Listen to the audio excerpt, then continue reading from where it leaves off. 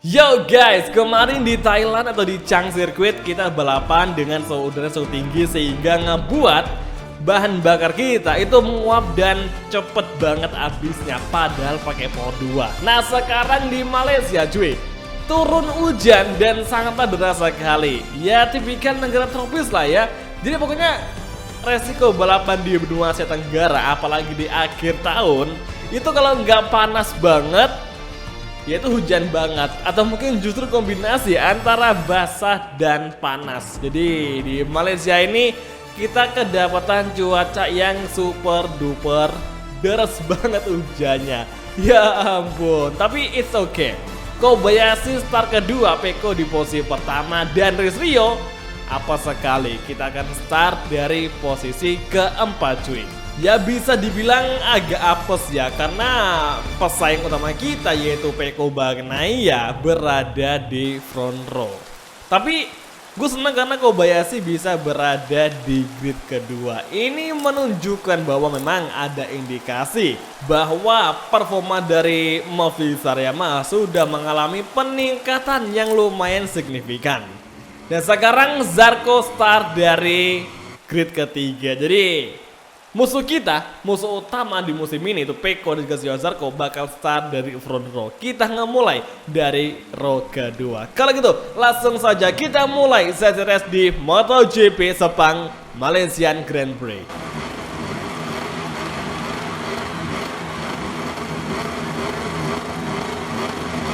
Oke semua, dan inilah dia untuk sesi race kelas MotoGP Malaysian Grand Prix Wet Race Condition. It's on the way dan sepertinya ban belakang kita agak selip sehingga ngebuat Rizrio mundur drastis di posisi ke-15. Namun di entry Gonar kita akan segera menyusul kembali hingga berada di posisi ke-6. Sementara waktu Johan Zarco di depan kita dan sekarang nampaknya beberapa rider mengalami struggle dan hati-hati. Ada yang sedikit bermasalah ini antara Peko sama Martin yang kurang pas nih penggunaan racing lainnya.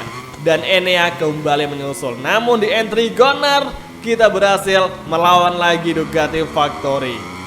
Oke, Martin yang kita nggak tahu dia tadi start ke berapa, tiba-tiba langsung masuk cuy. Atau muncul di posisi pertama menjadi race leader. Dan sekarang giliran Rizrio yang mengovertaking namun kita agak melebar hingga sekarang Martin datang mengovertake kembali.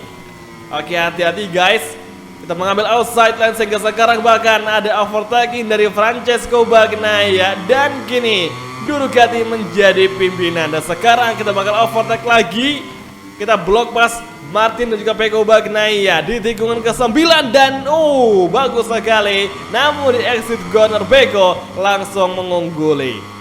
Ini gila men, lawan kita benar-benar tangguh sekali. Dan bisa gue bilang musuh kita hari ini bukan hanya pembalap namun juga cuaca. Oh my god, Kobayashi datang bahkan sekarang 6 pembalap masuk di tikungan ke-12 tadi dengan caranya sama-sama cuy, gila cuy. Oke, turn ke-14 hati-hati dan kita mundur di posisi ke-4.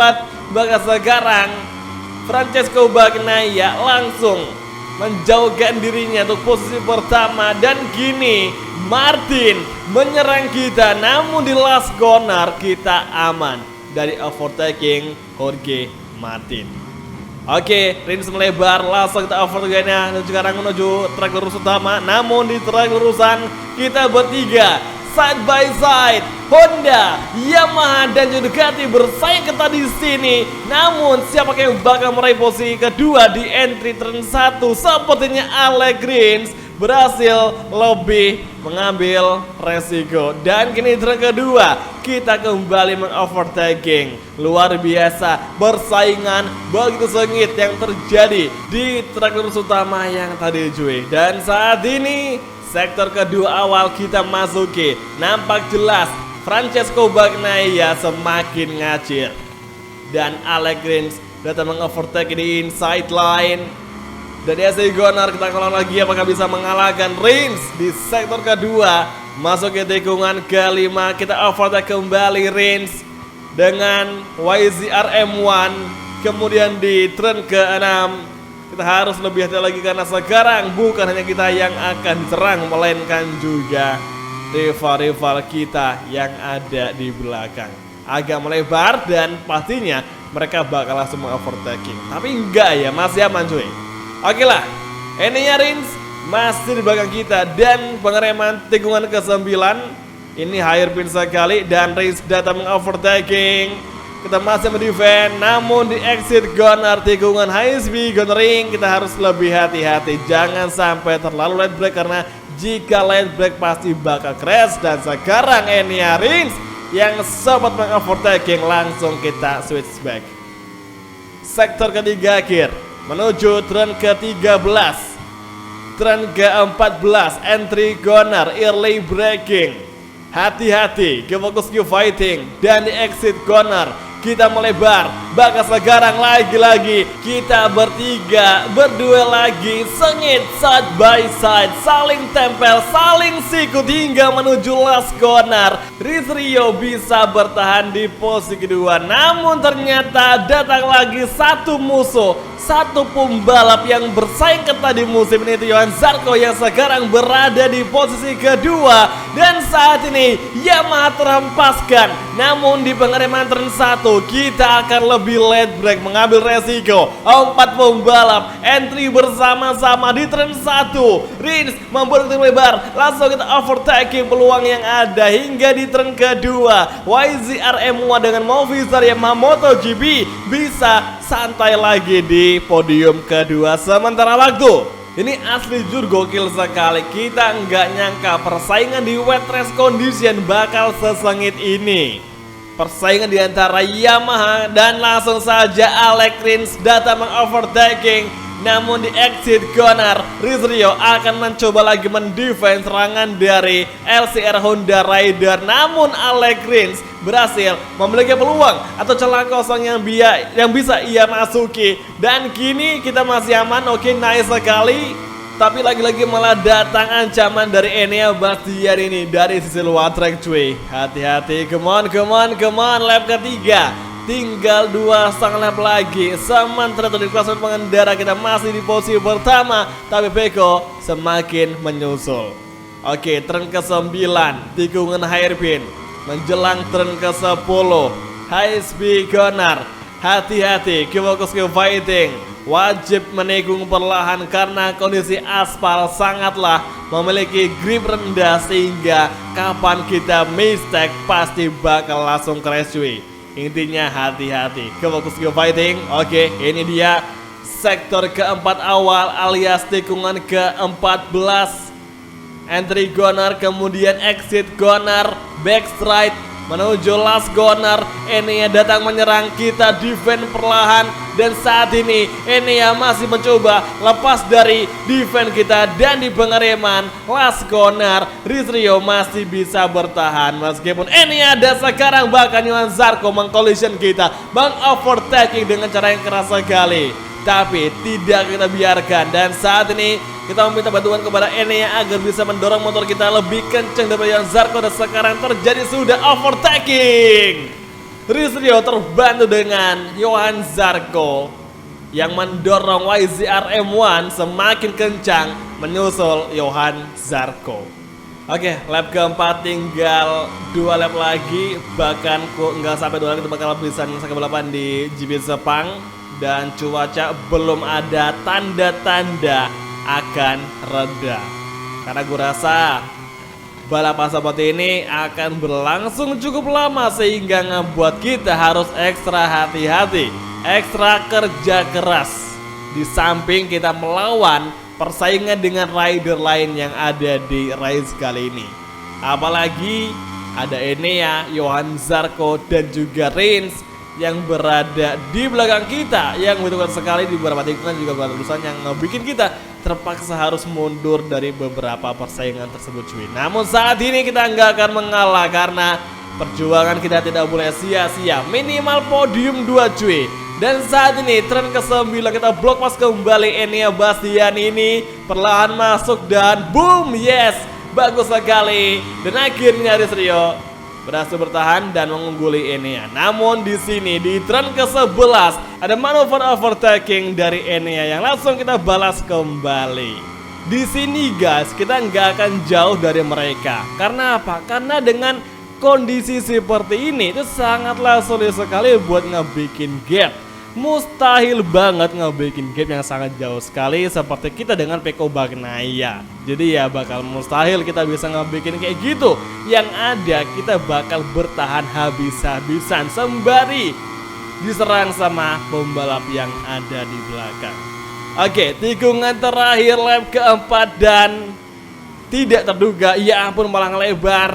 Mistake dari race yang sekarang kita akan kembali fokus di garis racing line untuk menuju lap kelima atau putaran terakhir di MotoGP Sepang Malaysia. Bahkan sekarang pun rekor fastest lap masih dipegang oleh Francesco Bagnaia hingga di lap kelima awal atau di sektor 1. Hingga saat ini pun belum ada tanda-tanda hujan akan reda, melainkan sebaliknya hujan tambah deras, tambah lebat cuy. Ini misalkan bisa harusnya di red flag ya. Dan misal ngomongin soal fitur yang ada di MotoGP 23, udah lama kita nggak ngelihat adanya red flag cuy. Kalau flag flag udah sering ya di musim ini, kita udah beberapa kali mengalami flag to flag, namun balapan red flag itu belum pernah terjadi. Oke lah, fokus kembali ke racing line. Gap dengan Peko semakin menjauh, namun dengan Enea semakin rapat sepertinya.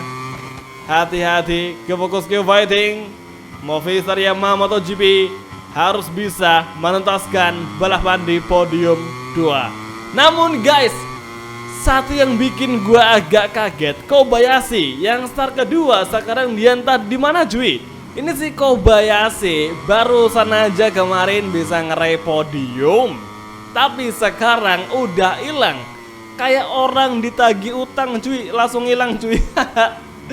Ya ampun, Kobayashi sangat disayangkan. Gue rasa Kobayashi mengalami sedikit struggle dengan kondisi basahnya lintasan yang ada di trek Sepang ini.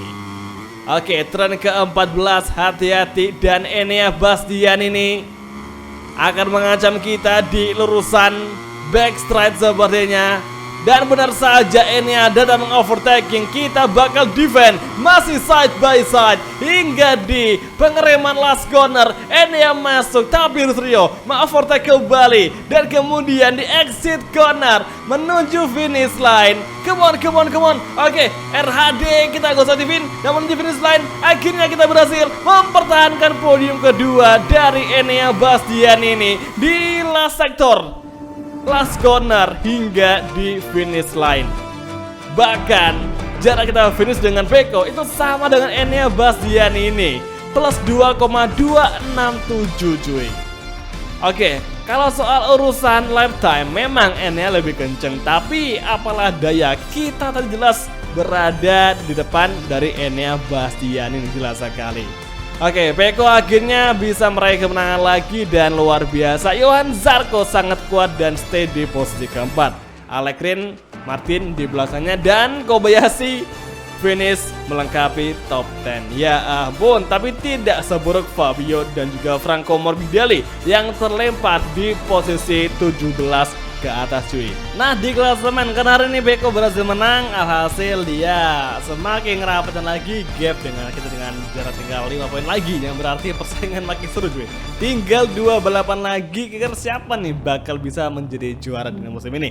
Apakah Rio yang memberikan gebrakan dengan YZR M1 atau mungkin justru sebaliknya Francesco Bagnaia? Sementara itu di klasemen tim kita masih ada peluang buat bisa merebut titel juara dari Ducati. Namun di klasemen pabrikan Ducati jelas lebih unggul telak dan bisa mengunci gelar juara lebih awal.